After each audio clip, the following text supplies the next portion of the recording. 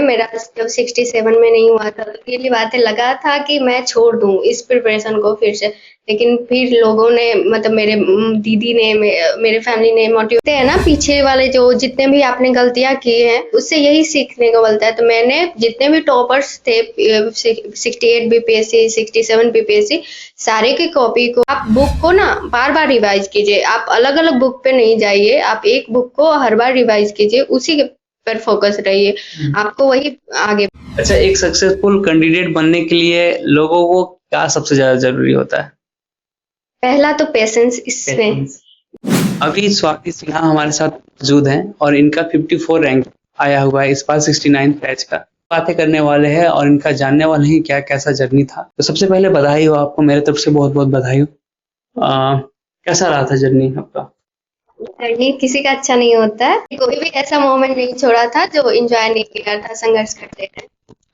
Moment ऐसे भी आते हैं जब स्ट्रगल रहता है तो लगता है कि छोड़ दें, उस टाइम भी आपने एंजॉय किया था?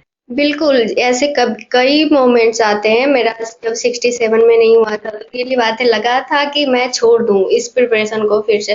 लेकिन फिर लोगों ने मतलब मेरे दीदी ने मेरे फैमिली ने मोटिवेट किया और मैं आगे तक आई। अच्छा, कब से आपका स्टार्ट हुआ था जर्नी?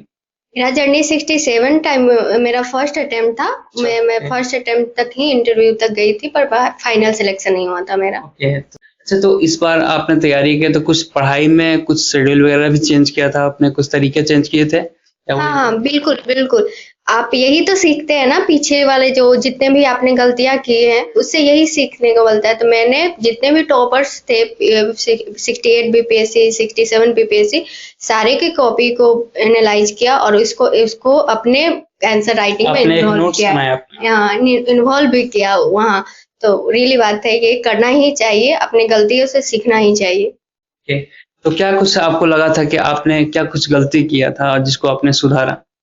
मेरा पहला गलती था, मैं डायग्राम यूज नहीं करती थी, तो उसको यूज करना सीखा आंसर राइटिंग में। फिर मैंने फ्लो चार्ट में बहुत सारे चीजों में फ्लो चार्ट को इंक्लूड करना शुरू किया, तो ऑब्वियसली इससे आंसर राइटिंग में इम्प्रूवमेंट हुआ है। अच्छा, बात करते हैं चलिए कि आपका जो एजुकेशनल बैकग्राउंड पढ़ाई किया कब से हुआ था स्टार्ट? अच्छा, मैं नवोदय विद्यालय राजगीर से पढ़ी हुई हूँ। मेरा 12th जो है वो नवोदय विद्यालय राजगीर से हुआ है। उसके बाद मैंने मगध महिला कॉलेज से ग्रेजुएशन किया है। उसके बाद मैं प्रिपरेशन कर रही थी। आपका फैमिली बैकग्राउंड, आपके पापा मम्मी? मेरे पापा फार्मर हैं और मेरी मम्मी हाउसवाइफ है। तो सारे लोग वहीं पे रहते हैं? हाँ, सारे लोग वहीं रहते हैं। और आप वहीं से तैयारी करते थे या यहाँ पे पटना में? नहीं, मैं पटना रह के तैयारी करती थी। तो जो कि गांव क्षेत्र में ये लोगों का मेंटलिटी रहता है कि बच्चों जो लड़कियां रहती हैं उनको लेकर खास करके कि बच्चों को बाहर नहीं भेजना है, मतलब आजकल का टाइम सही नहीं है। तो यह क्या आपका फैमिली की ओर से कुछ ऐसा प्रेशर वगैरह रहता था? नहीं, अगर देखा जाए तो मेरे गांव में अभी भी है ऐसा मेंटेलिटी। मेरे गांव में को जनरली लड़कियों को बाहर नहीं भेजा जाता है, लेकिन मेरे घर में ऐसा नहीं है। मेरी दीदी भी अभी पटना हेडक्वार्टर में पोस्टेड है और उसके बाद आज मैंने भी बीपीएससी क्वालिफाई किया है। चलते हैं, तैयारी करने का क्या तरीका रहता था, कौन कौन सा बुक यूज करते थे?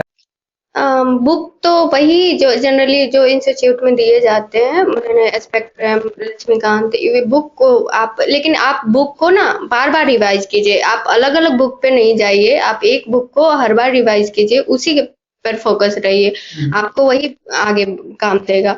जितना रिवीजन करेंगे आप उतना ही ज्यादा सक्सेसफुल होने के चांस बढ़ते हैं। आपने कितने बार रिवीजन किए होंगे एक बुक को? एक्चुअली मैंने स्पेक्ट्रम अगर देखा जाए तो मैंने 10 बार किया था। लक्ष्मीकांत भी लगभग 10 बार मैंने किया था।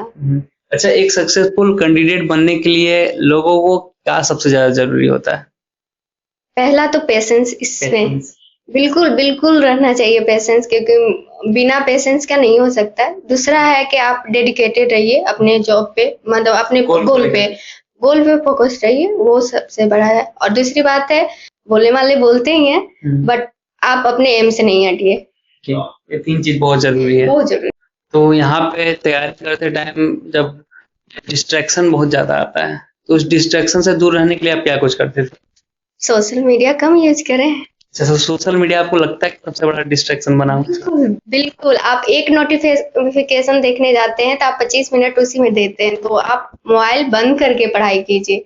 ये सबसे बड़ा डिस्ट्रैक्ट करने वाली चीज़ है। अच्छा, इंस्टाग्राम आजकल का जो कि बहुत ज़्यादा ट्रेंडिंग हो चुका है, बहुत ज़्यादा लोग उस पे इन्वॉल्व हो चुके हैं। क्या आपका भी कुछ अकाउंट वगैरह उस पे था? मेरा इंस्टाग्राम पे अकाउंट ही नहीं है। यूट्यूब वगैरह से? हाँ, यूट्यूब से आप पढ़ने वाली चीज़ें को सब्सक्राइब करें, उसको अपने नोट्स में रखें या फिर नोट्स में इंक्लूड करें। बिल्कुल, अभी यूट्यूब पे ऑनलाइन का ज़माना है, तो यूट्यूब काम कर अच्छा, आपने बताया नहीं कि आप हर सब्जेक्ट कितने घंटा आप ये देते थे? घंटे तो मैं नहीं कह सकती क्योंकि मैंने कोई घंटे से गिन कर पढ़ाई नहीं की थी। जब मुझे मन करता था मैं पढ़ लेती थी। तो इसमें स्मार्ट वर्क और हार्ड वर्क दोनों ज़रूरी होता है? बिल्कुल, दोनों। स्मार्ट वर्क इसलिए भी कि आप जल्दी अगर सिलेक्शन करना चाहते हैं तो स्मार्ट वर्क उसके लिए बहुत ज़रूरी है। और अगर आपको लगता है कि आपके पास टाइम है तो आप हार्ड वर्क कीजिए। तो आप हार्ड वर्क कीजिए, स्मार्ट फिर अपने आप हो जाएगा। तो आपको क्या करना ज़्यादा पसंद आता था कि हार्ड वर्क करते थे या स्मार्ट वर्क? मैं जनरली स्मार्ट वर्क पे फोकस थी। जैसे मॉल हो गया, सिनेमा हॉल हो गया, बहुत सारी चीज़ हैं, पार्क वगैरह, तो उस चीज़ को अवॉइड करती थी आप? नहीं, मैं तो सिनेमा हॉल जाती थी, बिल्कुल जाती थी। अगर मुझे बिल्कुल पढ़ाई से मन नहीं लगता था तो मैं सिनेमा हॉल जाके फ़िल्में देख लेती थी।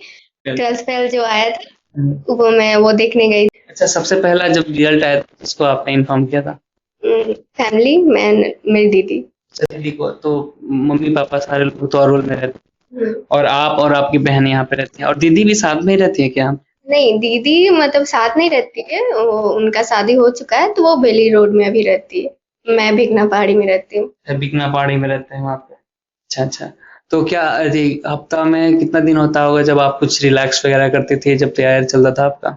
नहीं, मैं रिलैक्स तो नहीं कहूँगी, मैं रिवीजन के दिन रिलैक्स करती थी। जैसे मेरा रहता था कि रिवीजन हो गया तो उसके बाद रिलैक्स का टाइम है। हर सैटरडे संडे रिवीजन का मेरा डे था, तो सैटरडे संडे रिवीजन करने के बाद मैं रिलैक्स फील करती थी। बहुत सारे ऐसे स्टूडेंट एस्पिरेंट भी इस बार भी होंगे जिनका नहीं हुआ।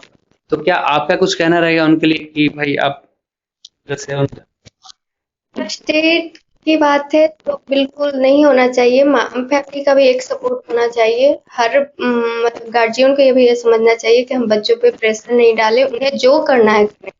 एक्चुअली मेरे मम्मी-पापा ने भी कभी प्रेशर नहीं डाला है। 5 साल पटना रहने के बावजूद भी उन्होंने एक बार भी नहीं कहा कि इतने साल से क्या कर रही हो। हाँ, तो आस-पास वाले लोग बोलते हैं। आस-पास वाले सारे बोलते हैं, लेकिन मेरे मम्मी-पापा ने किया। तो यस, फैमिली सपोर्टेबल होना ही चाहिए। आपको अगर ये लगता है कि हाँ, हम फ्रस्ट्रेटेड हैं या फिर हम नहीं कर पाएँगे, तो आप एक बार फैमिली से बात करें और उसके बाद है आपको मोटिवेशन वहीं से मिल जाएगा।